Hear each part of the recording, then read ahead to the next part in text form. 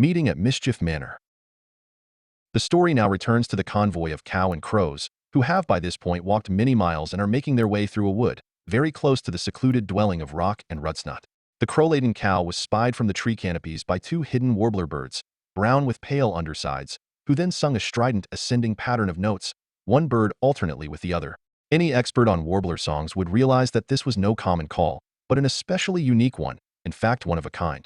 This strange song traveled off between trunks into a small clearing nearby, where stood the ruins of an old cottage. The property was practically roofless, more beam than tile at this point, and the four stone walls, though mostly standing, were badly crumbled and appeared as if a giant had gnawed great chunks from them. The wall housing the fireplace and chimney still stood strong, however, the most intact part of the structure, and was elegantly decorated to the chimney top in ivy, which was beginning its ascent on the other walls likewise. At the sound of the warbler signal, a flashing red form darted from the cottage interior into the fireplace and disappeared out of sight. And then an umber eye, even keener than the little beads of the warbler watchman, spied out from a crack near the top of the chimney, fixing on the trees bordering the clearing. Finally, Berta and her Radwind escort emerged from the trees and approached the cottage. And the spy in the chimney waited some more, expecting a man-shaped shepherd to appear with this milk-swollen beast. But when none did, Rock's cawing voice called down the chute. "A cow loaded with a nestful of crows," he announced, the rook perching on a stick expertly wedged inside the chimney. "They appear to come in peace." "Are you sure the crows aren't raiders?" came Rutsnut's growly response from the fireplace. "They surely would have brought more numbers," said Rock, "and their demeanor isn't warlike. I'm declaring the all clear." "If you're mistaken," said Rutsnut, "and it's two fox hunters in a cow suit, led here by crooked corvids, you're providing all my meals for the season." "A week is more reasonable," said Rock. "Come now, if you can't escape hunters bogged down in a cow suit, what kind of fox are you?" The crowbird proceeded to extract two plump grubs from a hidden cavity in the chute, leaped up to the chimney rim well suit, but naturally so, and placed the items for collection. Then this bare-faced rook glided down and landed gracefully upon rubbly remains of the cottage doorway, fastidiously adjusting a decorative strand of ivy while he was there. And moments later, the rust-furred fox emerged from the fireplace, which functioned as the entrance to his subterranean den, and joined the bird at the doorway to sit elegantly and wait. So there, preparing for their visitors, was the famed duo, Rock and Rutsnut, posing proudly at their headquarters, a place more formally known as Mischief Manor, for its impressive size, extravagance, and for being the region's key center of mischievous plot-making. Some might consider this ruined cottage a little less than a manor in terms of extravagance. Clothbacks familiar with certain tales of mischief might decide that up close it didn't quite match the lofty descriptions of legend either. In fact, people returning from afar to find their home in this state would break down in tears or even die of shock on the craggy doorstep. But let's remember that for animals, a property such as this, all to themselves, under their complete possession, was without question a very exceptional, very extravagant abode. And a small tour will showcase that well. The manor's interior was effectively a single living room at this stage, and though not furnished as indulgently as a people place, it was no barren hovel either. The stone floor had some natural rugs of grass and moss, much better than traditional ones for hiding food, and with vibrant green hues no dyes could match. An embroidered scarlet cushion had been donated by a nearby property and would not be out of place on a fancy porch, particularly the one it came from. The fox slept on this during clear days, and the rook was saving the stuffing for nesting material down the track.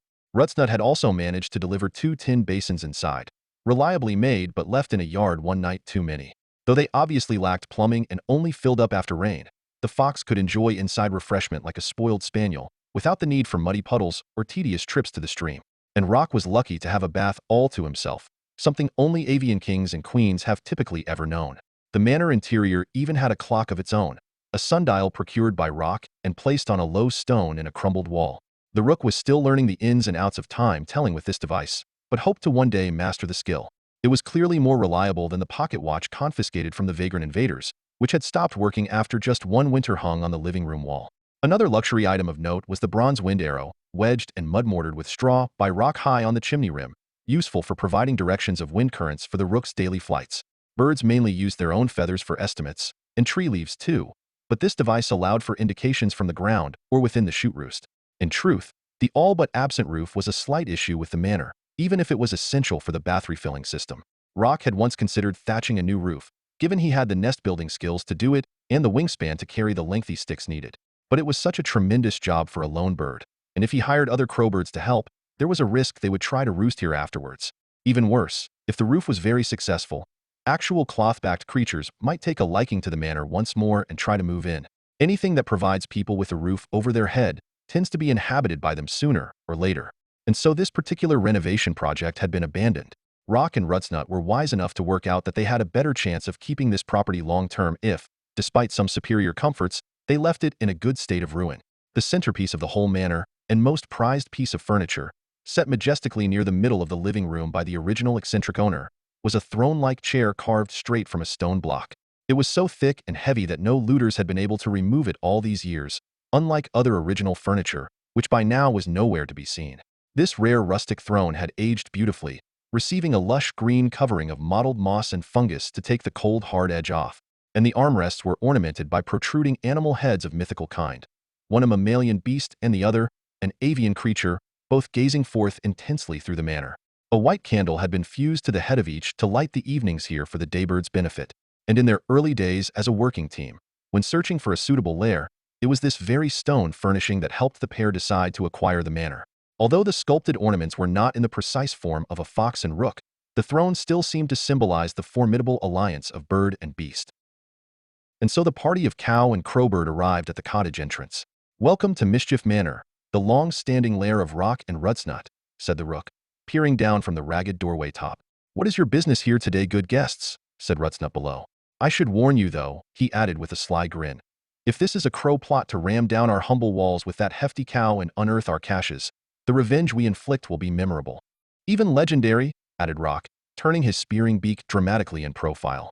Though they outnumbered the fox and rook, and grandly outsized them too all in all, the guests were visibly intimidated by this statement from such a prestigiously powerful pair, and the potency of their combined amber and umber stare only amplified matters. Berta ground her teeth anxiously, and the crows, normally quite fearless, felt a wave of nerves rustling their feathers, including their leader, the boldest of the flock, though he quickly composed himself. "I am Telian, Lord of the Radwind Crows," he said, "and this is Berta, Moo Beast of Dolefield. We come only to request your assistance in a dire matter." "In that case," said Rutsnut, "please come inside, and let us discuss the issue at hand. Dire matters are our specialty. The deadlier the better." The fox stepped back and gestured with a brush of his tail. "But do mind our doorway with those wide hips, dear cow," said Rock. "The stones aren't quite as sturdy as they once were." And so the cow and crows entered and were directed into the middle of the cottage ruins, where the black birds dismounted. Meanwhile, the two warbler watchmen flew over to receive their payment, picking up the grubs from the chimney rim and darting back to the treetops. The masters of the manor climbed upon their moss-mottled stone throne, Rutsnut sitting upon the seat, his red fur making a striking combination with the green surface, and Rock's dark form perching upon the high back. In a gesture of goodwill, the rook plucked a passing beetle and tossed it to Telian, who caught it midair and swallowed it gladly. And Rock enjoyed one himself. "Help yourself to our dew-gilded grasses," said Rutsnut to Berta, gesturing to the overgrown stone floor. And she took a few tufts gratefully. In this way the pair met with the party before them, chests puffed, like monarchs giving an audience to subjects, even if the courtly food on offer was rather lowly. "Tell us then of your troubles," said Rock.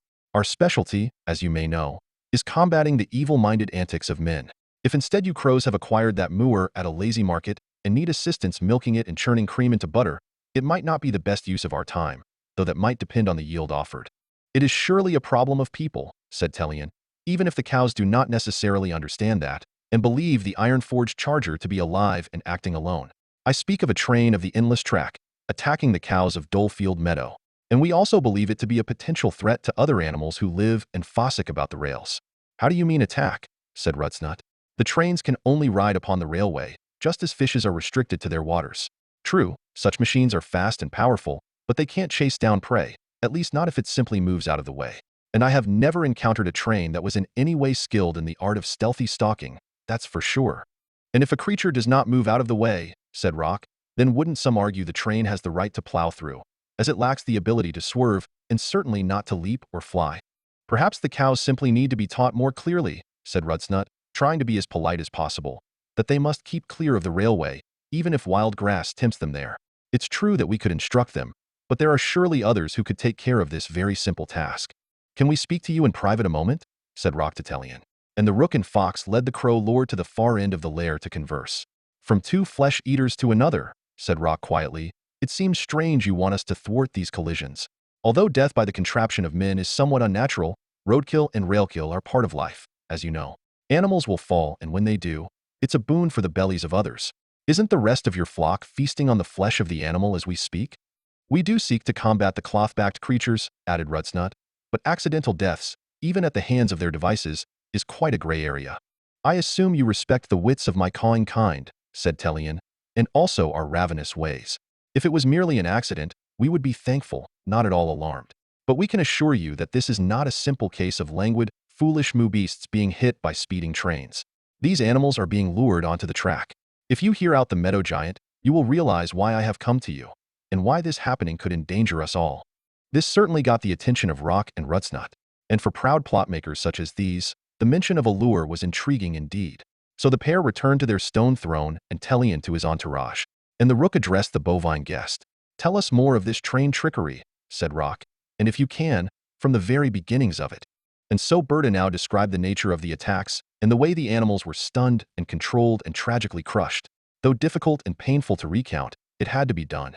When the tale of the train strikes had been told, and numerous details questioned and answered, Rock and Rutsnut were equally fascinated and alarmed. They had never heard anything quite like this in all of their mischief-making days and nights. We will need some time to discuss this amongst ourselves, said Rock, and make our minds up about the matter. Before sunset tomorrow, we will deliver word to Dolefield Meadow regarding our decision. So the party of cow and crowbirds took their leave of Mischief Manor and began their journey back.